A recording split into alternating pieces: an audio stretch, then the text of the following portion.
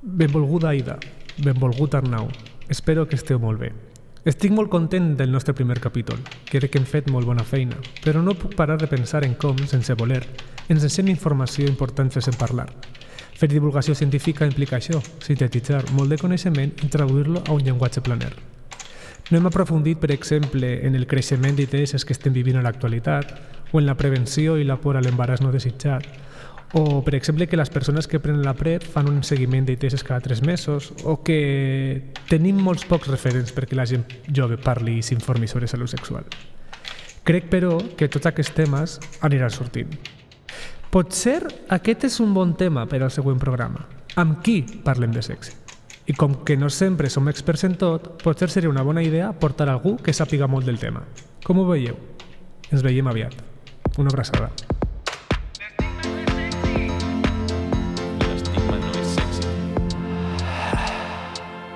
L'estigma no és sexy. Amb Sergio, Aida i Arnau. Hola, Sergio. Com Hola, esteu? Arnau. Hola, un altre Molt bé. capítol. Un altre cop aquí. El segon capítol, el Sí, segon episodi de l'estigma no és sexy. Què tal? Però, abans de començar, Sí. hem vist que ens has enviat un mail i estàs una mica preocupat. Estic una mica Què preocupat, passa? sí, perquè és difícil això de fer divulgació científica, perquè deixes informació, quan tradueixes la informació a llenguatge planer, deixes una mica coses fora.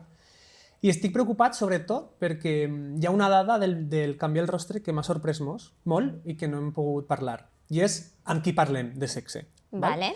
En aquest projecte hem vist que un 55% dels joves parlen amb amigues. Amigues que no amics. No amics. Amics només un 30%.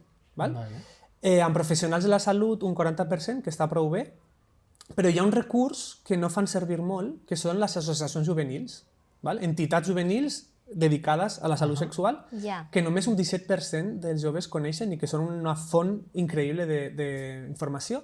Llavors m'agradaria, no sé com, parlar d'això. Doncs mira, Sergio, que l'Arnau i jo et resoldrem la papereta, En Hi ha una sèrio? cosa que tu no saps, Sí, que és que avui tenim una convidada molt especial.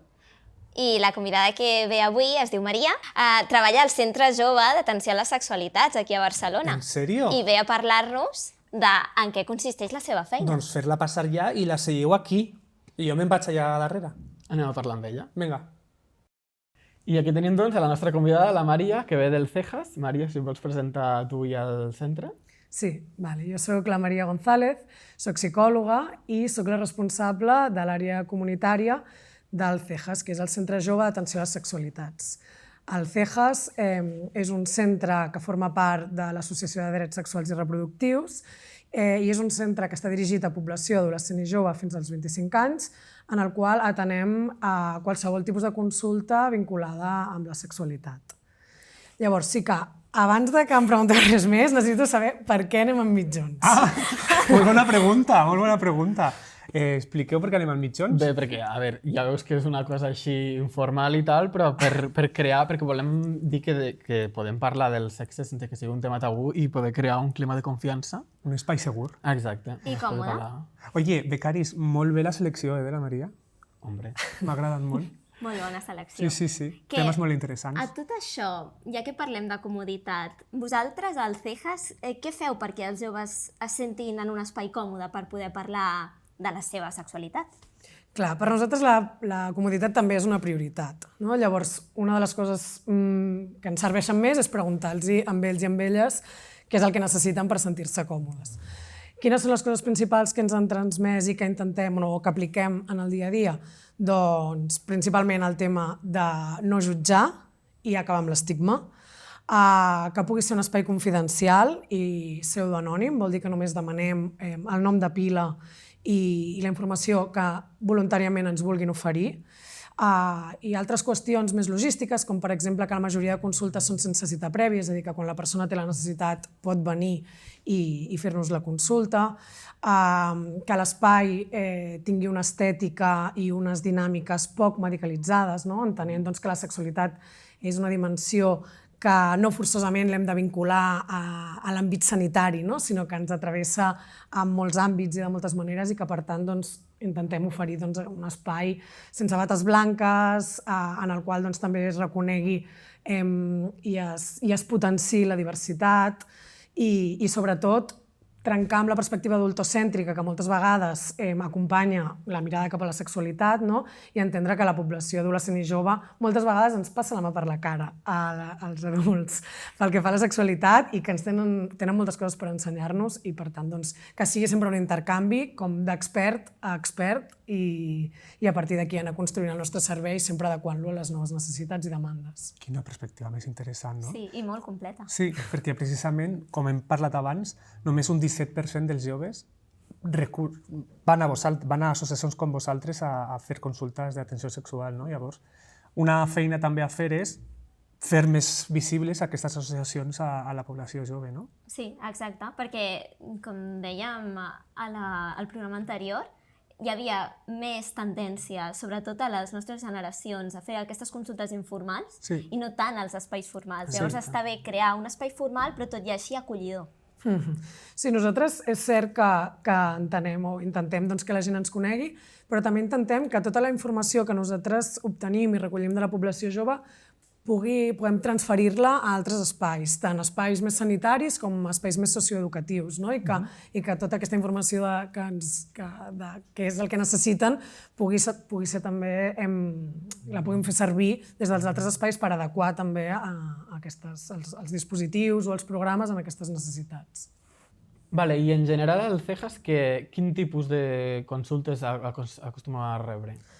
Mira, principalment són consultes com molt vinculades a fets concrets que els hi han passat en el seu dia a dia, no? Les principals consultes que tenim són, per exemple, proves d'embaràs, acompanyaments a l'avortament, ITS, informació sobre mètodes anticonceptius o pastilles del dia després. Per què són aquestes, la nostra hipòtesi és que aquestes consultes són les majoritàries perquè també són les que la societat ens diu que són les coses més importants. La societat ens parla molt poc de sexualitat i el poc que ens parla està molt vinculat als riscos. I, per tant, la majoria de població, tant adolescent com adulta, ens salten les alarmes o ens mobilitzem quan percebem que hi ha una situació de risc. Ara bé, quan ens arriben aquestes consultes, nosaltres el que intentem és aprofitar aquesta visita per explicar que la sexualitat va molt més enllà dels riscos, sinó que els riscos són una petita part, però intentem explicar que la sexualitat ha de ser una qüestió que visquem des del plaer, des del benestar, des del desig individual, relacional i col·lectiu. Llavors, aprofitar totes aquestes consultes més puntuals per obrir el ventall i obrir la mirada al voltant de la sexualitat. I amb aquesta mirada més àmplia que proposeu, quins són els tipus de missatge que destineu a la vostra població, Diana? Jo crec que el missatge principal és que podem parlar de sexualitat i volem parlar de sexualitat. No només des de la possibilitat, sinó des del missatge que és recomanable, que és desitjable que en parlem, que ho normalitzem, que la sexualitat es pugui ser viscuda des del plaer, des del benestar i des del desig, i oferir tot aquest ventall ampli. També és molt important que normalitzem moltes qüestions que moltes vegades han estat més vinculades a l'estigma o al judici, com pot ser, per exemple, les ITS, que sempre han estat molt assenyalades, i poder visibilitzar que un percentatge molt alt de la població en algun moment de la nostra vida hem tingut o tindrem una ITS, que és una cosa que és normal i que no cal viure des del silenci, sinó que hem de poder prevenir i tractar-la amb normalitat. Bé, que interessant, no? És el que vam parlar l'altre dia, no? De la salut sexual és tenir aquest enfoc positiu de la sexualitat.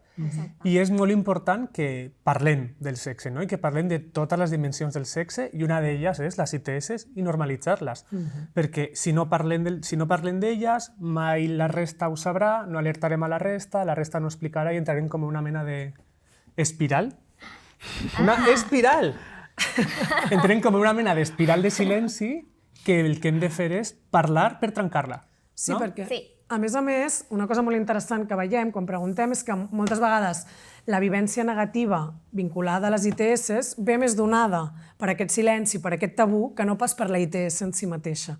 no? I un cop trenquem l'espiral del silenci del tabú, doncs podem viure un positiu d'una ITS des de la normalitat i des de la tranquil·litat, perquè tenim informació, perquè sabem on anar, perquè en podem parlar amb el nostre entorn i, per tant, fer-ho com un diagnòstic positiu de qualsevol altra infecció o malaltia. Exactament. O sigui, hem de trencar l'espiral, aquest és el missatge. Trencar l'espiral del L'espiral del silenci. Molt ben missatge. Perquè, i el CEJAS, quin és el grup de població que us acostumen a consultar els vostres serveis? Mira, doncs no hi ha un perfil concret, afortunadament, que ve a consultar-nos, sinó que el grup de població és l'adolescència, en general, i fins als 25 anys, no? Adolescència i primera joventut, de perfils molt diversos, perquè al final sexualitat en tenim totes les persones i, per tant, totes les persones tenim el dret de poder ser ateses i de poder ser acompanyades en la nostra sexualitat. Sí que és cert que no per totes és igual de fàcil consultar o demanar un acompanyament a la sexualitat. I, per exemple, el que veiem més és que als nois o als homes els costa moltíssim venir a consulta. De fet, menys d'un 10% de les consultes són fetes per part d'homes, perquè els hi suposa assumir com certa vulnerabilitat que és complicat per la masculinitat hegemònica, no? I, per tant, doncs, encara ens queda molt recorregut per fer per poder aconseguir que també hi hagi nois que vinguin a consultar sobre la seva sexualitat, també trencant l'espiral del silenci del tabú i que pugui ser una cosa que tingui normalitzada. Sí, molt interessant, no, això? Perquè abans hem parlat que normalment parlem de sexe més amb les amigues, no? Fins a un 55% amb amigues, però amb amics parlem menys, fins a un 30%, no? Hi ha un 25 punts de diferència. I això té també a veure, no? Com construïm la masculinitat, com construïm el fet de ser homes i les coses de les que podem i no podem parlar. De fet, també vam parlar l'altre dia, no? Sobre l'augment que estava havent de clamídies, que s'estava detectant sobretot en noies, perquè les noies ja tenen molt assumides fer revisions ginecològiques, però els nois no tenen tan assumit fer aquest tipus de revisions, no? Llavors, s'ha d'incloure aquest tipus de cribats. Absolutament. En la població masculina. Sí, apostem perquè tota la població pugui accedir a proves rutinàries en clau preventiva, no? Com a fet habitual, com consultem tantes altres qüestions de salut, perquè així també podem detectar molt abans, tractar molt abans i trencar també la cadena de transmissió. Vale, Maria, i una pregunta. Quan van els joves a la vostra consulta, en què considereu vosaltres i en què poden observar ells que es diferencia d'una consulta mèdica? Jo crec que potser el que més salta a la vista és en primera instància, és la part més estètica, no? És a dir, al centre intentem que hi hagi una sèrie de senyalètica i de decoració que no sigui assimilable al d'una consulta mèdica. És a dir, intentem defugir una mica del blanc i de la part com més patològica i més adulta, i intentem que hi hagi més colors, que també es transmeti un posicionament polític feminista, per exemple, i transinclusiu, en el qual els demanem el seu nom de pila i els seus pronoms. No anem amb bates blanques, i sí que és cert que tenim professionals sanitaris, però intentem que sigui un espai, com dèiem abans, molt més acollidor, i que trenqui una mica les barreres entre allò sanitari i allò social o educatiu, i que ho integri tot una mica. És a dir, un cop passen a consulta, en l'espai com més individual, intentem que pugui ser un espai, això, que se'ns preguntin, però que també puguem exposar, que puguem acompanyar, que podem donar, com oferir aquesta informació, no tant des de la cura més mèdica, sinó que sigui des d'aquest acompanyament socioeducatiu i no tant des de la prescripció, sinó des de l'oferiment d'informació, entenent que la informació és poder i que no donarem una única opció, sinó que a la persona se li explicarà quines són les diferents alternatives que té sobre la taula i l'acompanyarem a triar més enllà de les nostres creences i els nostres valors, és a dir, defugint una mica com aquest model més biomèdic i apostant per una mirada o per un acompanyament més integral que entén la sexualitat com una dimensió també més transversal. I un altre dubte, en aquest acompanyament heu parlat de que ho feu a nivell individual, però també hi ha opcions grupals? Sí, no és tant com que pugui venir un grup i l'atenguem sense cita prèvia, però sí que apostem molt per l'educació sexual. Entenem que és una qüestió fonamental en el desenvolupament tant de la infància com de l'adolescència i aleshores anem a molts instituts a fer i a escoles a fer tallers d'educació sexual i formem a molts professionals perquè aquests professionals, els claustres, els educadors, puguin acompanyar la sexualitat en la quotidianitat, més enllà del dia que anem nosaltres més amb el rol d'expertes. Això m'ha fet pensar en una cosa que un dia em va explicar un col·lega meu, que es diu Carlos Iniesta, del Seixida, que va explicar que haurien de pensar en que quan anem al metge per parlar de sexe, hauríem de pensar que la consulta de salut sexual, quan anem, ens jutgen, ens diuen què s'ha de fer i què no s'ha de fer, com ens hem de portar i com no, però quan anem a la consulta del viatger, quan ens anem de viatge a Àfrica o a Sud-amèrica, arribem a una consulta que és molt agradable, que està plena de quadros i de pòsters als llocs on anirem, de llibres, de viatges, et recepten una profilaxis preexposició a la malària. Per què no pensem que la consulta mèdica de salut sexual sigui una consulta semblant a la del viatger? Que anem a viure molt bones experiències, que ens anem a passar molt bé i que hi ha certes profilaxis, certs mètodes de profilaxis que ens ajudarien a prevenir les infeccions que podem agafar, que és el mateix que faria una consulta del viatger. Llavors m'ha agradat molt que hagis explicat que per vosaltres no és una consulta, és una conversa i que és una conversa sense prejudicis, sense prejutjar, sense dir què s'ha de fer i què no s'ha de fer, no? M'encanta aquest t'agrada? paral·lelisme, sí, perquè crec que descriu molt bé i ens ajuda molt a entendre com hem d'acompanyar la sexualitat des d'aquesta mirada més positiva i també deixant de banda com aquesta mirada o aquest discurs més hegemònic vinculat a la sexualitat, en el qual hi ha una norma i hi ha una sèrie de conductes fora de la norma que són assenyalades i que són menys desitjables, sinó que diguem, no, és que en sexualitat el desitjable és la diversitat, i anem a poder acompanyar en aquesta diversitat i donar tota la informació i que després cadascú pugui triar sent conscient i sent responsable de quina manera vol viure la seva sexualitat. També donant agència, perquè si no al final hi ha aquesta mirada com que no afavorim que les persones puguin prendre decisions responsables. Exacte. Perquè a fi de la cap l'estigma es construeix d'aquestes normes, d'aquestes actituds preestablertes que hem de seguir com de mites o de... Que parlant dels mites, clar, si el nostre programa consisteix una mica en trencar aquests mites, això em fa pensar, ha de sortir de tot, aquestes consultes. Evidentment confidencial, però si haguéssim d'analitzar dades generals, quins creus que serien els mites o els prejudicis que més afloren i que et sobta a tu com a professional? A veure, jo he de dir que ja estem, crec, curats d'espants perquè sentim de tot. I és veritat que els mites que existeixen ara no són tan diferents dels que potser existien fa 20 anys. És a dir, que això també ens demostra que la manca d'educació sexual no ens permet avançar com a societat, malgrat tinguem moltíssimes fonts d'informació.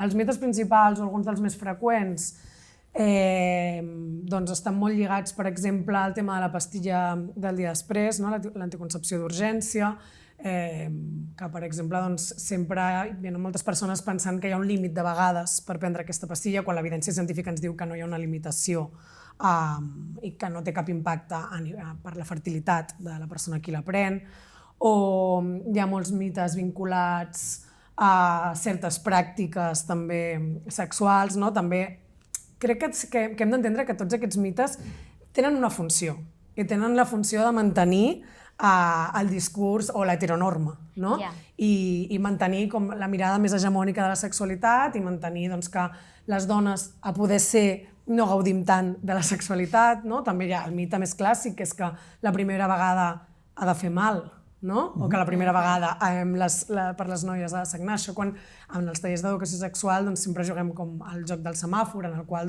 diem afirmacions i demanem als joves que es posicionin si estan d'acord o en contra per explorar una mica els seus imaginaris i per tant saber què és el que pensen i després per desmentir els mites i donar-los informació. I per exemple el tema dels dolors en les primeres relacions sexuals és una cosa que està supernormalitzada i que xoca frontalment amb el que nosaltres considerem o que es considera que ens aporta a les relacions sexuals compartides. I per tant, doncs, una feina molt, molt important que fem sempre és anar desmentint aquests mites i també interpel·lar molt a les persones que venen a consulta perquè també siguin agents de canvi, no? I que també desmenteixin tots aquests mites amb els seus entorns, perquè és l'única manera que tenim de que realment doncs, cada vegada aquests mites es vagin diluint cada vegada més. El missatge arriba doncs, més enllà de l'espai del vostre centre. Sí. Clar, és que el discurs de la sexualitat és el discurs del gènere, no? Una dona ha de patir durant el sexe, ha de ser sumisa, ha de fer el que l'home vol que faci, l'home ha de ser públic, és el que ha de gaudir. Tot això m'imagino que portarà una sèrie de comportaments sexuals que... Superdeterminats i molt estigma també per tothom que no respon a aquests comportaments, no?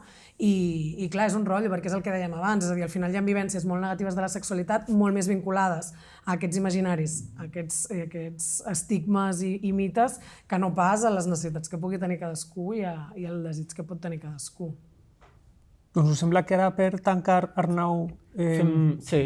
Podem fer com si tinguéssim una consulta aquí en directe i a veure com seria aquesta situació perquè la gent es faci la idea de com funcionaria.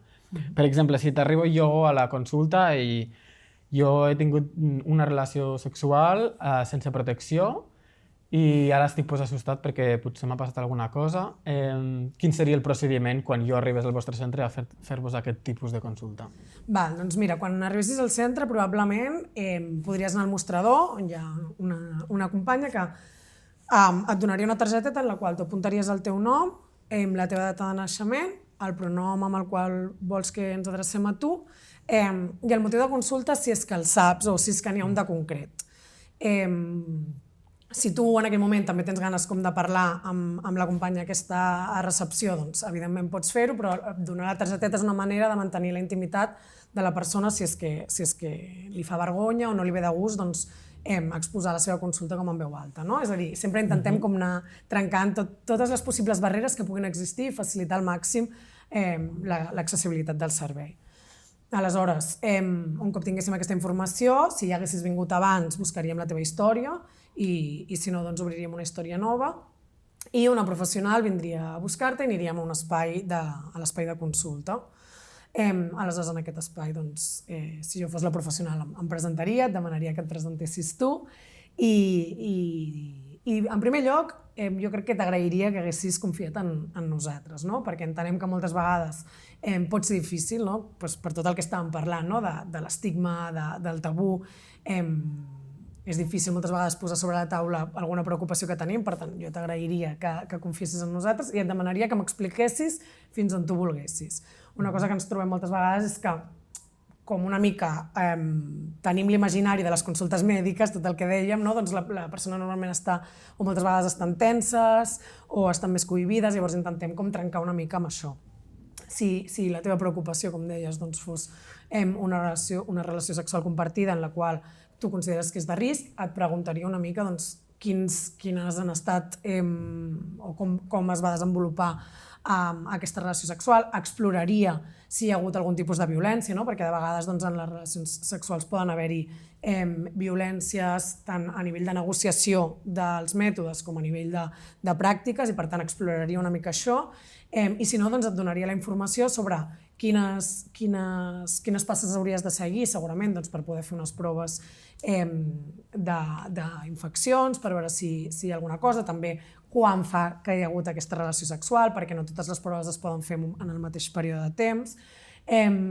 I t'oferiria també poder fer una altra consulta un altre dia amb més calma al voltant de mètodes anticonceptius, si és que a tu t'interessa, per poder explorar quines altres opcions tenim per futures ocasions, molt més centrat en l'autocura, entenent que al final, des d'aquesta lògica que la sexualitat ha de ser una cosa que gaudim, està bé que pensem en quins elements poden ajudar-nos a gaudir-la no només en el moment de la relació sexual compartida, sinó en el pre i en el post. Llavors, com parlar dels mètodes des d'aquesta concepció de anem a cuidar-nos, anem a cuidar de les persones que tenim al voltant i no tant des del risc i des de la por, moltes vegades afavoreix molt més que puguem trobar les eines per relacionar-nos sexualment d'una manera més tranquil·la, més plaent i des del benestar.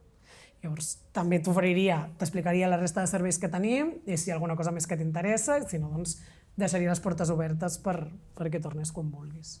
Sí, una consulta més de conversa, superoberta, en plan, no, sí que trenca més amb la imatge aquesta que tenim de la consulta mèdica, que és igual més de fer-te la bronca, més estigmatitzadora, potser. I oferiu cribatges, també? Cribatges d'ITS? Sí, nosaltres, les persones que venen, tenim 2 dies a la setmana, que sense cita prèvia es pot venir a fer proves de VIH, sífilis, clamídia i gonorrea.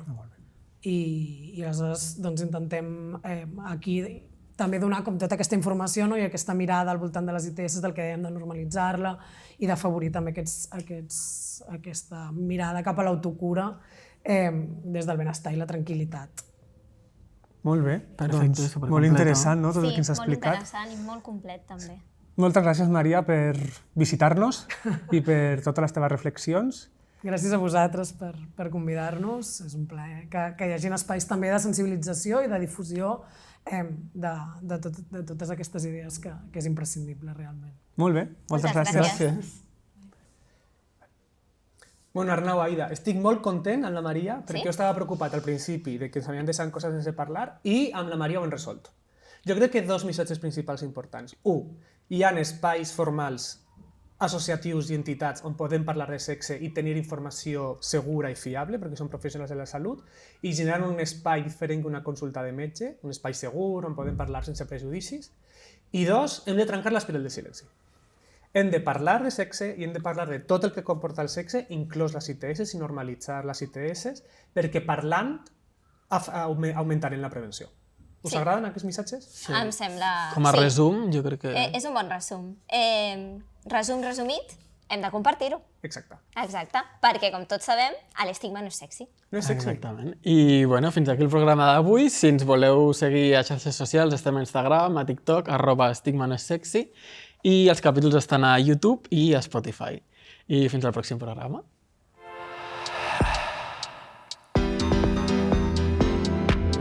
Vale, doncs vinga, un programa més. Vale, anem a col·locar això a la prestatgeria, no? Ho deixem aquí. Ho deixem ja preparat? Bueno, el micro està apagat, no? Jo crec que sí, no? Ja hem acabat. Vale, ja sí, ja hem acabat. Bueno, què penses? O sigui, Bé, li agrada al Sergio o què? Bueno, jo crec que estava preocupat amb això del tema del mail, però bueno, jo crec que després d'aquest capítol... Sí, jo crec que està quedant bastant bé, bastant complet, i el següent capítol, tu tens alguna cosa pensada? Bueno, sí, t'he de comentar una cosa, que a veure si el Sergio ens deixa fer-ho, però després t'ho dic. Vale. Ui, bueno, nervis. Pues vinga, un dia més. Un dia més. On posarem això després? Per aquí, no? Sí. Sí. Darrere els llibres. Darrere els llibres? Va, perfecte.